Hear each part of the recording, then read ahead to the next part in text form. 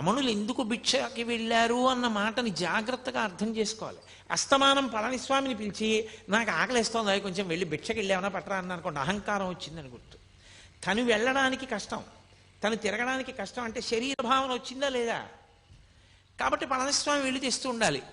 పళనిస్వామే తీసుకొచ్చేసి ఆయన ఏదో ఆత్మానందంలో ఉండగా బహిర్ముఖులి, అయ్యా మీకోసమే తెచ్చాను, మీరు ఎప్పుడో నిన్న తిన్నారు, ఇవాళ సాయంకాలం అయింది కళ్ళు విప్పారు, ఆకలేదు తినండి అన్నారు అనుకోండి, ఉదాసీనుడు. తీసుకొచ్చారు అక్కడ పెట్టారు, ఆయన తీసుకొచ్చి పెట్టారు అని చెప్పేసేసి ప్రత్యేకమైన కృతజ్ఞత లేదు.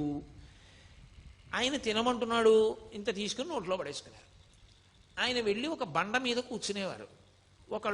ఒకళ్ళు వచ్చి రేపు మా ఇంట్లో పెళ్ళి, మీరు తప్పకుండా భోజనానికి రావాలి 11ంటికి అన్నారు. అలా చూశారు, వాళ్ళు ఒప్పుకున్నారు అనుకుని వెళ్ళిపోయారు. ఆయన అలాగే ఉన్నారు బండ మీద, ఆయన దిగలేదు. మర్నాడు ఏమిటి ఇంకా రాలేదు బ్రాహ్మణస్వామి అంటుండేవారు, ఇంకా రాలేదని చెప్పి కొండెక్కారు. కొండెక్కి రా భోజనానికి తీసుకెళ్ళి నీకు అన్నం పెడతాను రా అన్నారు. ఆయన అలాగే ఉన్నారు. పుచ్చుకోదు మనసు. మీరు అది పట్టుకోవలసిన విషయం. మనసు పుచ్చుకుంటే ప్రతిస్పందన, మనసు పుచ్చుకోలేదనుకోండి స్పందన ఉండదు.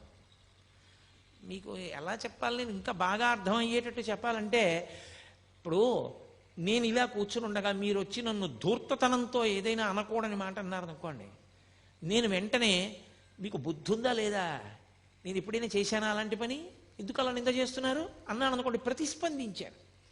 నేను నిద్రపోతున్నప్పుడు మీరు వచ్చి నన్ను ధూర్తతనంతో మాట్లాడారనుకోండి, నేనేమన్నా అంటానా?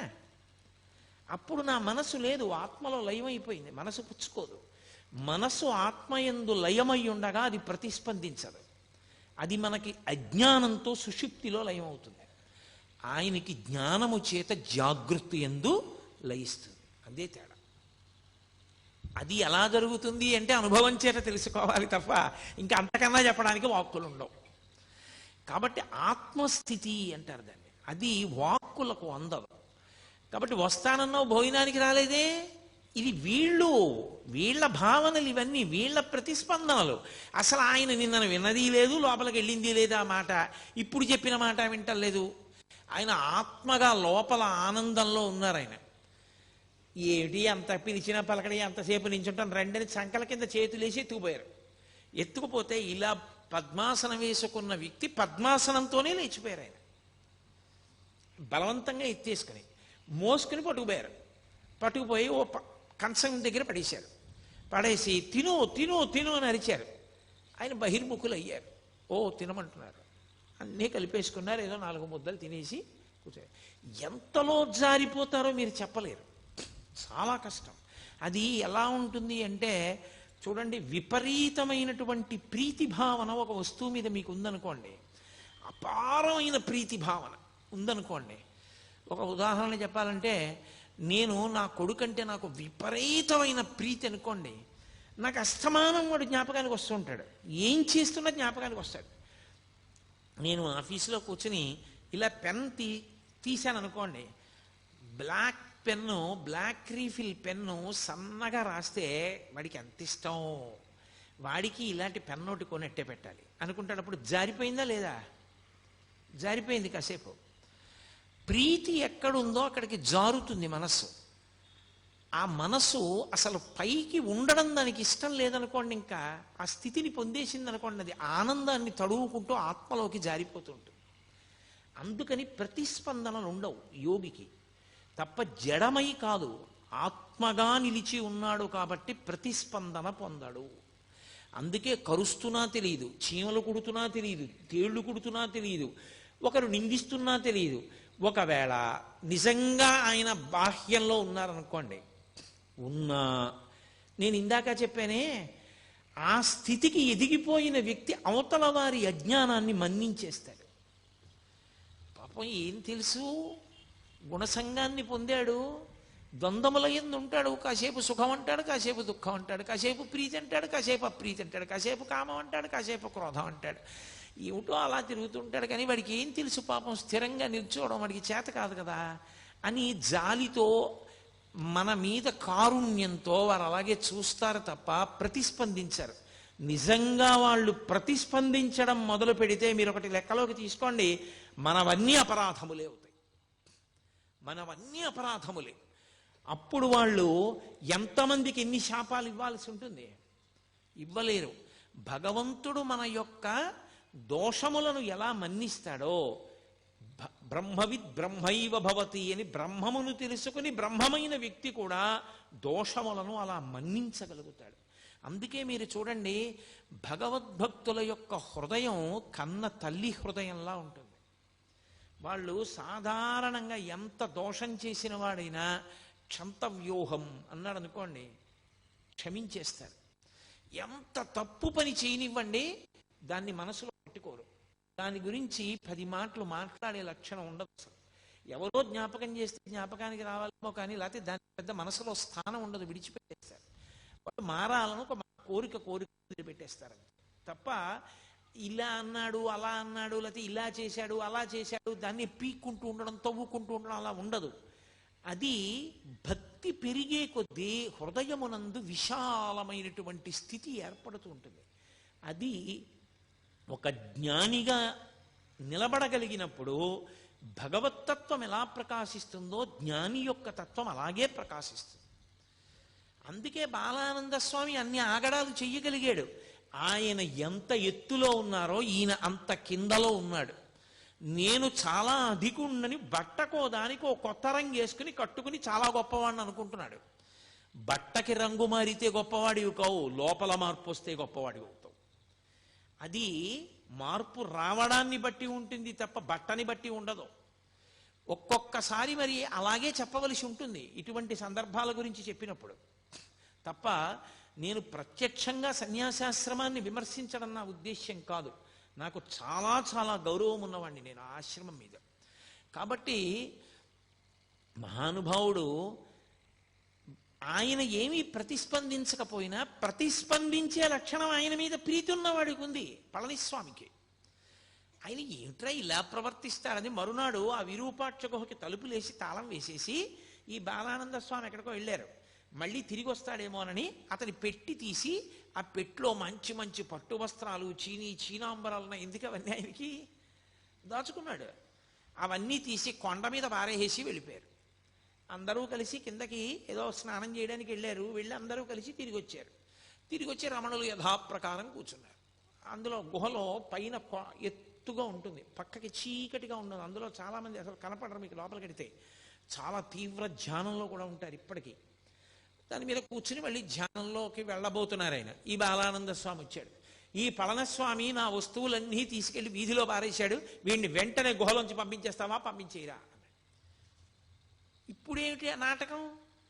తన మీద ప్రీతి ఉన్నటువంటి వాడు తనకి అప్రీతితో ఉన్నవాడి పట్ల మర్యాద విడిచిపెట్టే ప్రవర్తించాడన్న ఖేదం ఆయనకి కలిగింది.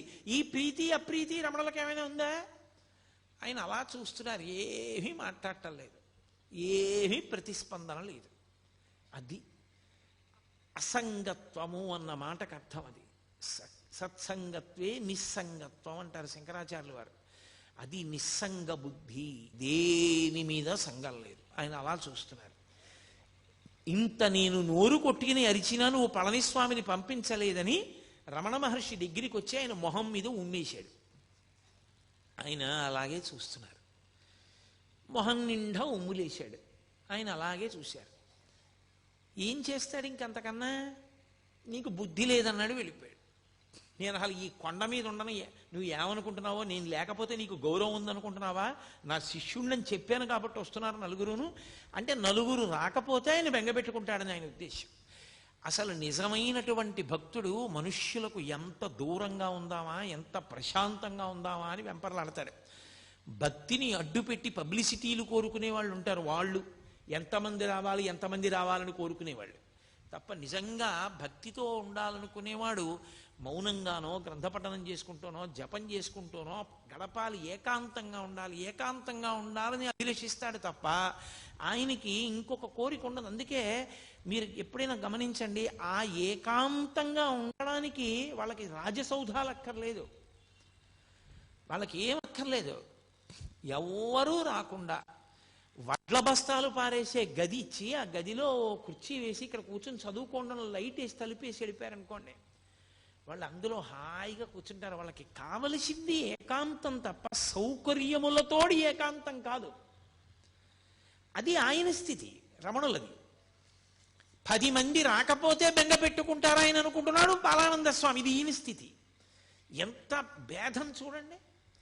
ఒక్క రమణ మహర్షి యొక్క జీవితాన్ని పరిశీలనం చేస్తే ఆత్మస్థితిని పొందినటువంటి యోగి ఎన్ని కష్టాలు అనుభవించవలసి ఉంటుందో ఆయన అర్థం చేసుకోలేని వాళ్ళు ఎంతమంది చుట్టూ చేరుతారో గమనిస్తే అది ఎంత కష్టమో. అసలు అలా నిలబడడం ఎంత కష్టపడి నిలబెట్టుకోవలసి ఉంటుంది. ఎందుకని ఎక్కడైనా ప్రతిస్పందించారనుకోండి, నోటి వెంట ఏదైనా అన్నారో అయిపోతుంది అంతే, ఆ మాట పోయిందంతే, తపస్సంతా భగ్నమైపోయింది. అలా కానీ రాగద్వేషములకు వశులయ్యారా మళ్ళీ పునర్జన్మల్లో కెడతారు. అందుకని ఎప్పుడూ ఆ స్థాయిలోనే నిలబడి ఉంటారు వాళ్ళు. ఉమ్ములేశాడు, వెళ్ళిపోయాడు, కిందకి వెళ్ళాడు, ఏదో రైలు ఎక్కాడు, వెళ్ళిపోతున్నాడు. ఈ కోపం మీద ఉన్నాడు కదూ, కోపానికి ఓ లక్షణం ఉంటుంది. అది ఎక్కడ నుంచో వస్తుందనుకుంటే తప్పు. కోపం వచ్చింది అంటారు. కోపం వచ్చింది అంటే ఎక్కడి నుంచో వచ్చి ఉండాలి. ఇప్పుడు కోటేశ్వరారు సభకు వచ్చారు అంటే ఎక్కడి నుంచో వచ్చాను నేను ఈ సభకి. కోపం వచ్చిందంటారు. కోపం బయట నుంచి లోపలికి రాదు, ఇక్కడే ఉంటుంది. ఉండేది అవకాశం కోసం ఎదురు చూస్తుంటుంది. అవకాశం వచ్చినప్పుడు పైకి లేచిందా అది క్రోధమూర్ఛిత అంటుంటారు వాల్మీకి మహర్షి. వశుణ్ణి చేసుకుంటుంది. అందుకే క్రోధం ఆవహిస్తే ఉండే లక్షణం ఏమిటో తెలుసా? మొట్టమొదటి లక్షణం, నాలుక మీద అదుపు పోతుంది. మీరు ఏం మాట్లాడుతున్నారన్న దాని మీద అదుపు ఏమీ ఉండదు. ఇంకా అదుపు లేని మాట నోటి వెంట వస్తుంది. ఆలోచన చనిపోతుంది. అదుపు లేనంత వేగంతో నోటి వెంట మాటలు వస్తాయి. బాగా ప్రశాంతంగా ఉంటే విశేషమైన అదుపులో వాక్ ఉంటుంది. తక్కెట్లో పెట్టి ఆలోచించి మాట మాట్లాడతాడు. అంత ప్రశాంతంగా ఉంటాడు. ప్రశాంతతకి పూర్తి విరుద్ధం క్రోధం. అది ఒకసారి వచ్చిందనుకోండి, ఎంత వేగంగా వచ్చిందో అంత వేగంగా వెనక్కి వెళ్ళదు. అది పట్టుకుని ఉంటుంది, చాలాసేపు పట్టుకుని ఊపుతుంది. దానికి ఆ లక్షణం ఉంటుంది. అందుకే మీరు చూడండి, ఎవరి మీదో చాలా కోప్పడి చాలా దెబ్బలాడి వెళ్ళిపోతున్నాడు అనుకోండి, మోటార్ సైకిల్ మీద వెళ్ళిపోతుంటే స్పీడ్గా వెళ్ళిపోతూ ఇలా ఇలా అనుకుంటూ తనలో తానే ఏదో ఇలా అనేసుకుంటుంటాడు. అంటే అలా అంటాడా నన్ను, నేను ఇలా అనవలసింది, వాడికి సిగ్గు లేదు, నేను ఇలా అన్నాను, ఇంకా ఇలా కూడా అనవలసింది అని ఇంకా ఇంకా తను ఎవరితో దెబ్బలాడాడో వాడు తను ఎదురుగుండా ఉన్నాడు అనుకుని మనసులో ఊగిపోతుంటాడు ఆ క్రోధంతో. అప్పుడే ప్రమాదాలు జరుగుతాయి. ఎందుకని అంటే బాహ్యము మీద ఏ విధమైన నియంత్రణ ఉండదు, జారిపోతుంది. అది సమస్త ఉపద్రవములకు కారణం. అందుకే తన కోపమే తన శత్రువు, తన శాంతమే తనకు రక్షదయ చుట్టంబౌ అని చిన్నతనంలో నేర్పుతారు. క్రోధ క్రోధకృత్కర్త విశ్వబాహుర్ మహీధర అని విష్ణు సహస్రం. కాబట్టి ఆయన రైలు ఎక్కాడు బాలానంద స్వామి. ఎవరో అక్కడ కొంతమంది పిల్లలు కూర్చుని ఉన్నారు. ఆ కోపంతో అహంకారము క్రోధము రెండూ ఒకదాంతో ఒకటి కలిశాయనుకోండి, ఇక మీరు వాడిని పట్టుకోలేరు. వాడు ఎవరి మాట వినడం.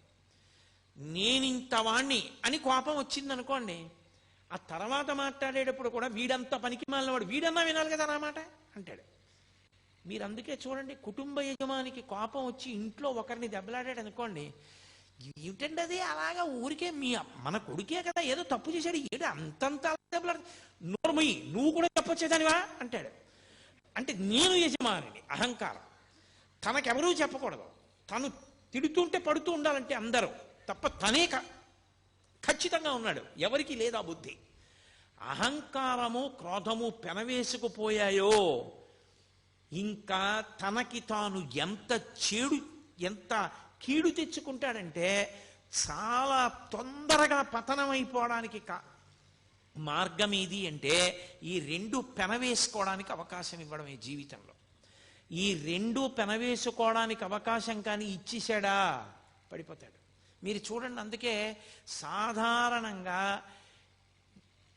కొంతమంది పేర్లైనా కనీసం చెప్పినప్పుడు మహానుభావుడండి అండం అలవాటైందనుకోండి జీవితంలో, ఆయన మహానుభావుడండి అని ఇలా వెంటనే అనడం వచ్చిందనుకోండి, వాడు ఒబ్బిడవుతాడు జీవితంలో. అంటే ఆయన పేరు గుర్తొస్తే వీడికి అహంకారం వదిలేస్తూ ఉంటుంది. ఆయన ఎంత గొప్పవాడు అని మనసులో స్ఫురణకు వస్తుంది. వాడు పాడైపోతాడు అనుకున్నప్పుడు మీరు వెళ్ళి కనీసం ఆయన పేరు చెప్పచ్చు. ఏమిరా ఇన్ని చెప్తావు, పరమాచార్య ఇలాగే చెప్పారా, పరమాచార్య ఇలాగే ప్రవర్తించమన్నారా అన్నారు అనుకోండి, వాడు వెంటనే నాదస్వరం ఊస్తే పాము తగ్గిపోయినట్టు తగ్గిపోతాడు ఆ పేరు వినపడేటప్పటికి. అసలు అహంకారమే పెరిగిపోయింది అనుకోండి, పూర్తిగా దాన్ని పాలు పోసి పోషించేశారనుకోండి మీరు. అందుకే కొంతమంది వ్యక్తుల్ని చూడండి, ఎవరి పేరు చెప్పండి ఏకవచన ప్రయోగం వాడా అంటాడంతే. అంటే ఆయన ఉద్దేశ్యం ఏమిటంటే తనకన్నా గొప్పవాడు ఎవరూ లేడు, ఎవరి గురించి అయినా తానే చెప్పగలడు. అందరిలోనూ దోషములే చూస్తాడు, ఎవరి యందు ఏ గొప్ప గుణాన్ని చూడలేడు. అది ప్రమాదకరమైన లక్షణం. మీరు ఏ ఆశ్రమంలో ఉన్నారన్న దాంతో సంబంధం ఉండదు, మీరు ఎంత సంస్కరించుకున్నారన్న దాంతో మీ గౌరవం, మీరు ఉన్న చోట శాంతి నిలబడి ఉంటాయి. అది లేని నాడు అటువంటి వ్యక్తిని మీరు ఎక్కడికి తీసుకెళ్ళి పెట్టండి, అశాంతే తప్ప శాంతి నిలబడదు. అది రమణ మహర్షిని అడ్డుపెట్టి పరిశీలనం చేసినప్పుడు రమణ తత్వం ఎంత శాంతికారకమో ఆయన పక్కన పెట్టి చూసినప్పుడు ఇవన్నీ అంత అశాంతికారకములు. ఆ పిల్లల్ని పట్టుకొని ధూర్తతనంగా మాట్లాడాడు. రైల్లో ఎక్కిన తర్వాత ఇతనెవరో వాళ్ళకేం తెలుసు, వాళ్ళెవరో ఇతనికేం తెలుసు, నేనింత గొప్పవాడిని నేను అనుకుంటున్నాను, కానీ వాడికి ఎలా తెలుస్తుంది నేను గొప్పవాడినో కాదో? తెలియదు కదా. అలా అనుకోవడానికి అవకాశం ఎక్కడ ఉంటుంది? అలా అనుకోకూడదు. అలా అనుకుంటే అసలు నువ్వు జీవితంలో ఇమడలేవు. ఇవాళ రాత్రి సన్మానం అయింది, 150 పూలదండలు వేశారు. రేపు పొద్దున నీ కర్మకాలి రిజర్వేషన్ లేకుండా ప్రయాణం చేయాల్సి వచ్చింది. నువ్వు జనరల్ కంపార్ట్మెంట్లో అవసరమైతే మరుగుదొడ్డి దగ్గర నిలబడాలంతే. నిన్ననే నాకు దండలు వేశారు, ఏమిటి అందరూ నా మీద ఇలా పడిపోవడం, నాకు లేచి సీట్ ఇవ్వద్దా అంటే అందరూ కలిపి నేను భోగిలోంచి కిందకి దోహేస్తారు. దీపో ఈ ఊళ్ళో నువ్వు ఎక్క రైలని, ఇక అంత గొప్పవాడు అయితే కారు ఎక్కవా, అంతేగాని ఏమి నువ్వు ఎక్కితే సీట్ ఎందుకు ఇస్తాను నీకంటారు. నువ్వు నీకు నేనింతవాణ్ణి అనుకున్నప్పుడు నువ్వు ఇమడలేవు. నువ్వు ఎక్కడున్నావో తెలుసుకోవడం నీకు అలవాటైన నాడు మహామహులంతటి వారు అవకాశం, సందర్భము, సమయం కలిసి రానప్పుడు సమయానికి అనుగుణంగా అలా ప్రవర్తించారు. రామచంద్ర ప్రభు అంతటి వాడు 14 ఏళ్ళు అరణ్యవాసం చేశాడు. నేనెంతటి వాణ్ణి? అవసరం అలా వచ్చింది, పూర్వజన్మ కర్మక్షయం ఇలా అయిపోతోంది. కాబట్టి ఇప్పుడు ఈ కష్టం ఏమిటో, ఇది ఎలా ఉంటుందో, ఇంతమందితో కలిసి నిలబడి వెళ్ళడం ఇదో అనుభూతి. పరమేశ్వరానుగ్రహం ఉత్తప్పుడు కుదురుతుందా? వస్తుంటే తప్పుకోండి అంటారు. ఎంత సంతోషంగా ఉంది ఇవాళ అనుకుని నించున్నాడు అనుకోండి, ప్రశాంతంగా ఉంటాడు. నిన్ను పరిశీలించుకోవడంలో నీకు శాంతి, ఇతరులకు శాంతి. అది నీకు రాకపోగానే ప్రమాదం. కోపం రావడం తప్పు కాదు, కోపం రావాలి. దేనికి రావాలో తెలుసా? వ్యవస్థని చక్కదిద్దడానికి కోపాన్ని నటించాలి. ఒక్కొక్కసారి కోపం వచ్చేసి కాదు, కోపం నటించాలి. కోపం వచ్చేసింది అన్నట్టు ఉండాలి. 1-2 నిమిషాలాగి వస్తే కదా కోపం, వస్తే ఊపేస్తుంది. కోపం వదిలేసినట్టుగా నటించి చక్కగా మాట్లాడి వెళ్ళిపోవాలి. కోపము వ్యవస్థని దిద్దడానికి సాధనం అవ్వాలి తప్ప కోపమునకు తాను వశుడు కాకుండా ఉండాలంటే ఎంతో పరిశీలన ఉండాలి. అది మహానుభావులకు ఉంటుంది. వేషాలు కడితే ఎక్కడి నుంచి వస్తుంది? అందుకని ఆయన రైల్లోకి వెళ్ళాడు, ఆ పిల్లలతోటి దెబ్బలాట పెట్టుకున్నాడు. నా అంతటి వాడిని చెప్తుంటే బుద్ధి లేదా, నీ చెప్పిన పని చెయ్యొద్దా అన్నాడు. పెట్టేదో తీయమన్నాడు, వాళ్ళు తీయలేదు. వాళ్ళకి కోపం వచ్చింది. వెంటనే అతను కాలి చెప్పు తీసి ఒళ్ళంతా ముద్దర్లు పడేటట్టు కొట్టాడు. అతనే అన్నాడు, నీ ముఖం మీద ఉమ్ము వేసి వెళ్ళాను కదూ, ఒళ్ళంతా చెప్పులతో కొట్టారు, నీకు ఇంకా నా మీద ప్రతీకార భావన ఉందా ఉమ్మేశానని? ఎవరు లేరుగా నా చుట్టూ, నా మీద నువ్వు ఉమ్ములేయి అన్నాడు. చుట్టూ ఎవరూ లేరు కాబట్టి. అది మీరు ఒక సందర్భంగా తీసుకోకండి. నేను మీతో మనవి చేసేది అదే. మనుష్యులు అహంకారంతో ఉన్నప్పుడు ఉండేటటువంటి లక్షణాలు ఎలా ఉంటాయో, ఎప్పుడూ ఒక్కలా ఉండగలిగినటువంటి స్థితప్రజ్ఞుడు ఎలా ఉంటాడో, రమణుల జీవితంలో ఎన్ని సందర్భాలు, నేను ఎక్కడ చెప్పను, కొన్ని సంవత్సరాలు ప్రసంగం చేయాలి నేను ప్రతిదాన్ని విశ్లేషించడం మొదలు పెడితే. కాబట్టి ఆయన ఏమీ అనలేదు, ఊరుకున్నారు. ఊరుకుంటే అన్నాడు, మళ్ళీ అంతలో అహంకారం వచ్చింది. పూర్వస్థాయి తనకు ఉండాలి. అందుకని పద విరూపాక్ష గుహలో కూర్చుందాం, నీకు నేను ఇవాళ ఒక కొత్తది యోగ విద్య ఒకటి నేర్పుతాను పద అన్నాడు. ఆయన ఏమీ అనలేదు. ఆయన ముందు నడుస్తున్నాడు, ఈయన వెనకాల నడిచారు. ఈయన కూర్చున్నారు, ఆయన కూర్చున్నాడు. కూర్చున్న తర్వాత అన్నాడు, ఇప్పుడు నేను నీకు యోగ విద్య నేర్పుతానన్నాను కాదు, ఊపిరి ఇలా తీ అన్నాడు. ఆయన మామూలుగానే ఇలా చూస్తూ తీసుకుంటున్నారు, ఆయన ఏమీ చేయలేదు. అదే చెప్పాను, అలా ఊపిరి బిగబట్టడం ఊపిరి వదలడం చేయకూడదని. అంటే ఏమిటి, వినేవాళ్ళకి చూసేవాళ్ళకి మళ్ళీ తను వచ్చినా సరే భయపడిపోయి ఆయనే గొప్పవాడు, నా గురువు అని రమణులు తనకి వశపడ్డారని తెలుసుకోవాలని. మళ్ళీ ఏదో అల్లరి చేస్తున్నాడు, ఇది ప్రశాంతంగా ఉండనివ్వట్లేదని పళనిస్వామి వాళ్ళు 10 మంది వచ్చారు. వాళ్ళని చూసి అన్నాడు, బుద్ధి ఉందా లేదా, పెద్దవాళ్ళం ఏదో మాట్లాడుకుంటున్నాం ఇక్కడ, మీరెందుకు బయటికి పోండి అన్నాడు. ఎంత అహంకారం అండి అది! ఎన్ని వింటే పోతుంది, అది పరిశీలనం చేత పోతుంది, కానీ తనని తాను ఉద్ధరించుకోవాలనే ప్రయత్నం చేత పోతుంది తప్ప ఇంత వాణ్ణి అనుకోవడం మొదలు పెడితే దానికి అంతే ఏమైనా ఉంటుందా? ఎవరినైనా అధిక్షేపించి మాట్లాడటమే. అయిపోయింది, వెళ్ళిపోయాడు. వెళ్ళిపోయి మర్నాడు పొద్దున్న ఓ చుట్ట ఒకటి తీసి నోట్లో పెట్టుకుని నిప్పట్రా చుట్ట వెలిగించుకోవాలన్నాడు పళనిస్వామిని పిలిచి. ఆయన, స్వామి ఏమిటి, చుట్ట ఏమిటి, కాల్చుకోవడం ఏమిటి, అరుణాచలం కొండ మీద ఏమిటది, ఓ చండ్రకర్రకి నిప్పంటించి పట్టుకెళ్ళాడు ఆయన. ఇంత నిప్పట్టుకొచ్చాయేమిటి చుట్ట వెలిగించుకోవడానికి అన్నాడు. మీరు పెద్దవాళ్ళు కదా, పెద్దదే ఉండాలి ఏదైనా, అందుకని పెద్ద నిప్పట్టుకొచ్చానన్నాడు. ఇంకొకరిని పిలిచాడు, నేను మొహం కడుక్కోవాలి, కర్ర పుల్ల పట్టరా అన్నాడు. ఆయన ఓ చెట్టు కొమ్మ నరికి లాక్కొచ్చాడు. కొమ్మట్టుకొచ్చావు ఎందుకన్నాడు, పెద్దవాళ్ళు కదా మీరు, పెద్ద కొమ్మే ఉండాలి, నువ్వు పళ్ళు తోముకోవడానికని కొమ్మ తెచ్చానన్నారు. అంటే మీరు ఒకటి గమనించాలి, ఇది వినడానికి చాలా సంతోషంగా ఉంది. మీరు చూడండి, ఇప్పుడు నేను ఇది చెప్తున్నప్పుడు వెంటనే మీరు సంతోషంగా ఓ చిన్న నవ్వు నవ్వుతారు. ఎందుకని అంటే, మంచి భలేవాడు అడిగిన దానికి భలే చెప్పాడురా అని. అంటే మనకి మూడో వ్యక్తిగా స్పందించడం అలవాటు. ఆయన అలాంటి వాడని ఓ నిర్ణయం, వాడికి భలే దెబ్బ కొట్టారా అని మనదో నిర్ణయం, కాబట్టి మనం ఓ చిన్న నవ్వు. ఏమీ లేకుండా ఉదాసీనంగా కూర్చున్నవాడు ఎవరైనా ఉన్నాడు అనుకోండి, వాడు శ్రోతలలో కొంత పరిణితికి వెళ్ళిపోయిన వాడిని గుర్తు. ఎందుకు వచ్చింది అది? రమణులు చూడు చక్కగా ఎందుకు వచ్చిన అల్లర్లు, ఈ అహంకారంతో. ఈయన అండము బాగుంది, వాళ్ళ అండము బాగుంది, ఇద్దరూ పాడవుతున్న వాళ్ళేగా. రమణుల చుట్టూ చేరి ఎవరు మాత్రం ఈయన్ని నేర్చుకుంటున్నారా ఇన్ని చూసి అన్న భావన కలిగిందనుకోండి, అప్పుడు ప్రతిస్పందన ఉండదు. అన్న భావనతో ఊరుకుంటారంటే పరిశీలనము జరిగిందని గుర్తు అక్కడ.